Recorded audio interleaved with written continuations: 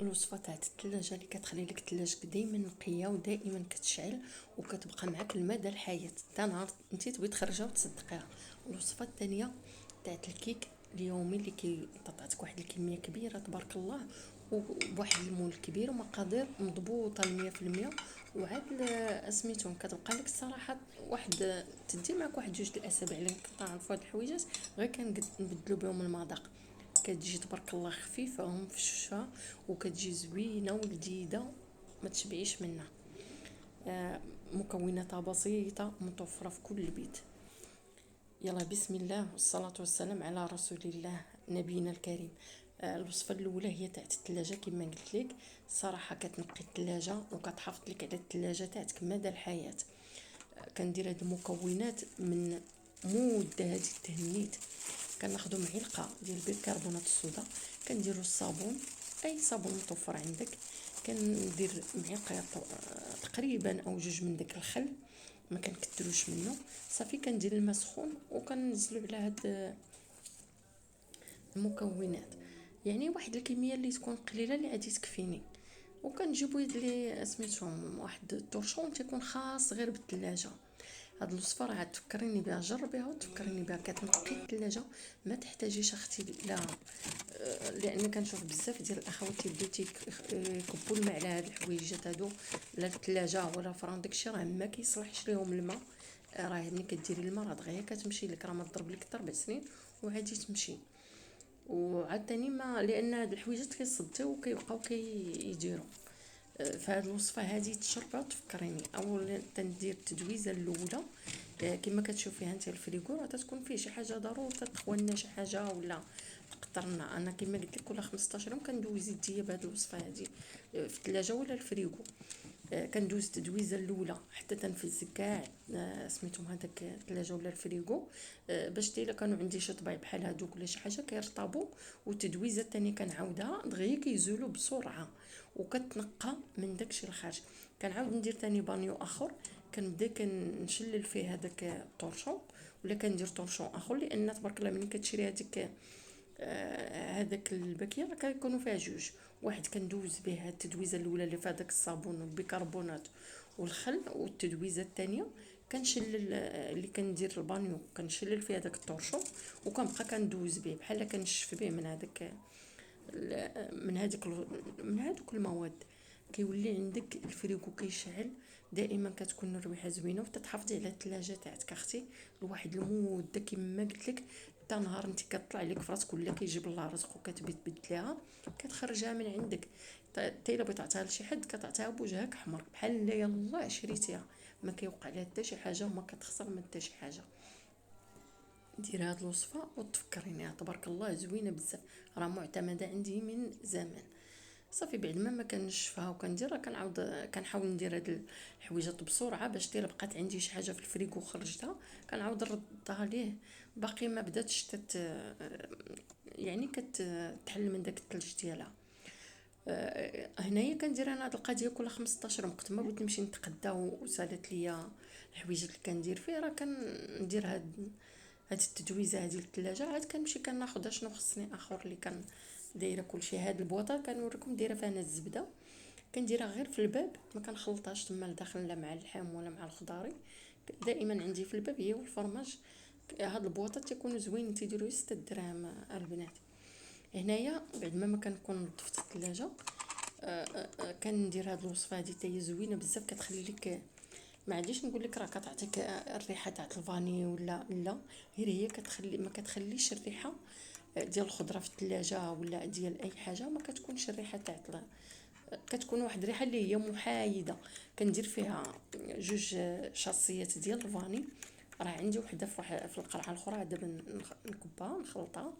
كندير معلقه ديال قهوه ماشي نسكافيه القهوه العاديه وكندير السكر. ها هي دابا هاد القرعه راه فيها السكر وفيها شاصي ديال الفاني. كندير سنيده كندير جوج شاصيات ديال الفاني وكندير القهوه وكندير معلقه تاع بيكربونات الصودا صافي كنحطهم في الثلاجه. وحده كنديرها في الفريغو ديك القرعه كنحطها في الفريغو. وهاد حيت ما عندي جوج قراعي هاد كندير هاد الزليفاتي ديما كنحط فيها هاد القهوه غير في الثلاجه لتحت كنديرها بالسلوفان وكنتكب نفكها شي سميتو معويد ولا شي حاجه باش كندير فيها بحال الثقوب وصافي.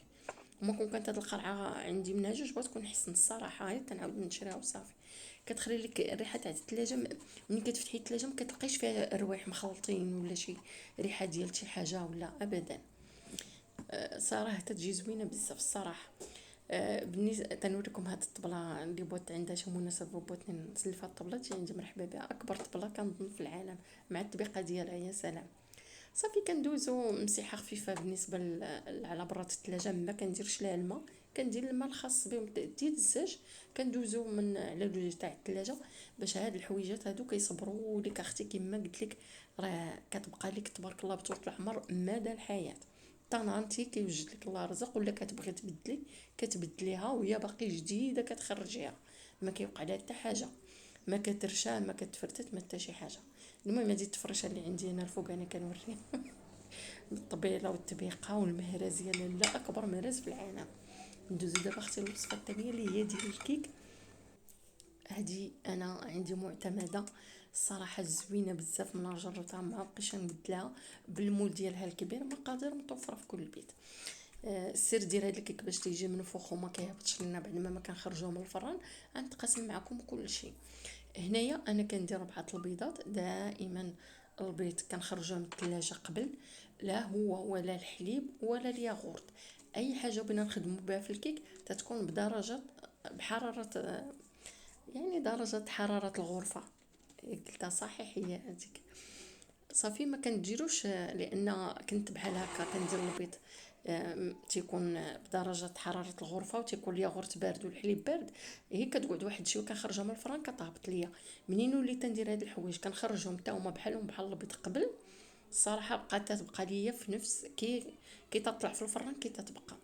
كما شفتوا البنات درت 4 البيضات، درت واحد 2 شاصيات ديال الفاني حيتها المول كبير، ودرت واحد القرصه تاع الملحه، ودرت كاس ديال السكر، كاس لا ربط الزيت. كنديرهم كلشي في مولينيكس حتى تضربوا ليا مزيان. حسي بداك السكر اولا داك الخلط بديتي تبدل ليه اللون، صافي راه السكر بدا تيذوب معنا ولا داب. عاد كنبدا هنايا ما فيهاش الصراحه مجهود. انا درت الخبز كيطيب في الفران جيت كنقادها. تندير كاس لا ربط الزيت كنخويه من الفوق ديال هاد مولينيكس غير من بشويه. بحال بحال تيبدا تيطلع لينا، ولكن ما عادش نطلعو انا بحال المايونيز، انا غير شويه وصافي. بعد ما كتخلط ليا الزيت واحد شويه كنضيف عليها هنايا دايره انا غير واحد شويه ديال اللوز كنطحنو مع شويه الزيت وكنبقى كنسم بها هكا الكيكات تاعت واحد المذاق زوين بزاف. مني ما كتكونش عندي هذه متوفره كندير واحد الشاصي ديال الكراميل، الفلون كراميل داك الصغير، اولا كندير شي معلقه تاع حليب نيدو حتى هي كتجي واحد المذاق زوين بزاف في الكيك. صافي هنايا البنات راني ضفت الكاس ديال الياغورت وبيه باش عبرت كاس تاع الحليب كما قلت لك كلشي بدرجه حراره الغرفه، راه ما كنجبد شي حاجه من الثلاجه ونديرها. صافي من بعد ما كيتخلطوا لي كنضيف واحد المعلقه تاع الخل، خل داك الابيض. كي يتفاعل مع الخميره ملي كندخلوا الكيك تاعنا للفران. صافي كنخليهم يضربوا شويه في المولينكس غير واحد شويه، صافي كنحيدهم. كنجيب الاناء، صافي خويت فيه هذا الخليط، لقيت سميتهم بان صغير ما عاديش نكون مرتاحه وانا كنخلط الدقيق. صافي عاودت بدلته وصافي، زعما كنحاول نتسقرم في الماء باش ما نكثرهم عليا، ولكن المهم عاوتاني درتو في هاد البسينه هذه تاع العجينه. صافي كنبقى كندير الدقيق، راني مغربلاه في هذيك الطاسه قبل. اش بغيت نقول لك الدقيق انا ما كنعبروش، ولكن الا كان سميتو شي بنيه صغيره بديرها اول مره ولا شي حاجه. تقريبا بالنسبه للمول الكبير هذا اللي غادي نخدم به انايا كيز ليا 3 الكيسان بقياس العنبه، لان هنايا بعد ما خلطت الخليط راني ضفت هنايا 3 المعالق ديال الكاكاو. تنعرفوا الكاكاو راه كيقص، راه كينشف لنا شويه العجينه، كنديروا بحسابها وصافي. اما الا ما كنتش دايره فيه الكاكاو راه الا كانت بالعبر، ولكن راه ماشي كزاطه، دائما كنمشيو على حساب الدقيق. تقريبا 3 الكيسان ونص قياس العنبه، وما متاكداش من القياس، ما نكذبش عليك انا كنمشي على حساب الدقيق، مره كيشرب مره ما كيشربش.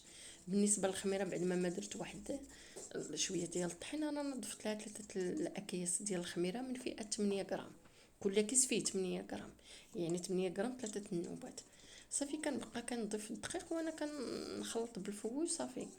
بالنسبه للقياس ديالها كما قلت لك، انا كنبقى كنضيف غير الدقيق حتى تنوصل لذاك القياس اللي كترسمي فيه من الفوق. شي كتبي اي حاجه 8 واحد اللي كتبتي، ما كيهبطش دغيا، يعني كيبقى واحد شويه من فوق العجينه اولا من فوق الخليط عاد كيهبط. هكا كنعرف دابا انا وصلت للقياس. اما الصراحه حيت الدقيق تيختلف كل مره كيعطي القياس، مره يهز لك 3 الكيسه، مره يهز لك 3 الكيسه وربع. شتي دابا هكا كندير كنلقاه ما كيهبطش دغيا، راه الا كانت جاريه راه اون فوا كندير هذوك الخطوط من الفوق دغيا كينزلوا صافي. تيكون هذا هو القياس ديالها. هذا المول الكبير دهنته بالزبده وزدت عليه الدقيق ودخلته للثلاجه، بديت به هو الاولاني، عاد دزت نقد في الكيك. علاش هكاك؟ باش تيشد فيه الدقيق، باش منين كطيب لينا الكيكه دغيا كتحيد لينا من المول. هاد الطريقه تكون زوينه بزاف، ماشي زعما ضروري ولكن الا درنا هيك تيكون احسن. صافي من بعد كنزل الكيكه ديالي في المول، والفران طبيعه الحال كما راه سميتو مراه شاعل لانك تنطيب فيه الخبز. فاش قرب نحيد الخبز صافي، فاش انا قربت نساليها في الخدمه ديالها كنزين باي حاجه مطفره. كاينه الرقائق تاع اللوز راه كنديرهم، اي حاجه مطفره عندي في الدار راه كنديرها، ما كانش راه ما كنديرش.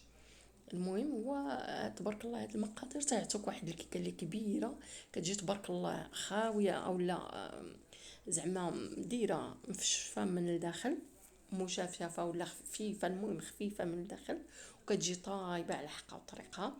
يعني تعطيك واحد الحجم تبارك الله كبير، مقادير بسيطه وكتعطينا تبارك الله كيكه اللي تكون كبيره بزاف. هانتوما انا خرجت الخبز كنزلها دائما الطبقه التحتانيه، ما كنلصقهاش منها للسخونيه، ولكن تتكون عاليه بواحد الدرجه. كما قلت لكم خرجت الخبز دخلت الكيكه، درجه الحراره تنديرها في الطبقه التحتانيه ما بين هذوك السليكات، تندخل هذيك الشبكه وكندير فوق منها المول. يعني وريتكم حتى الطريقه زعما كيفاش كنحطها في الفران. درجه الحراره تتكون ما بين 200 و 180، يعني كتكون هكا تنديرها ما كنديرهاش كاع في 200، كنزلها على 200 غير واحد شويه. ها هي كي خرجتها من الفران، راه هنايا الليل فاش نصورها تبارك الله راه ما كتهبط ما حتى شي حاجه. كيف تتكون طابت كنطفي عليها الفران ونخليها واحد شويه، وانا تنخلي الباب محلول كنحلو كاع على الاخر، نخليها واحد شويه صافي كنخرجها، كتبقى هي ما كتهبط ما حتى حاجه. هنا راه الصباح راه اللي فطر منها، واللي سميتو اللي غادي الخدمه راه فطر منها، الله يسهل على الجميع صافي. وكتبقى صراحه زوينه بزاف. انا كنقسم هاد الكيكه هادي كنقسمها على 3، ديك الكميه اللي غادي نخدم بها ديك الاسبوع، حيت راه ما غاديش تكون تحطها دائما ولا غير تبارك الله 30 ولا 40 في الاسبوع، راه تجي تبارك الله زوينه وعلى مزينتها.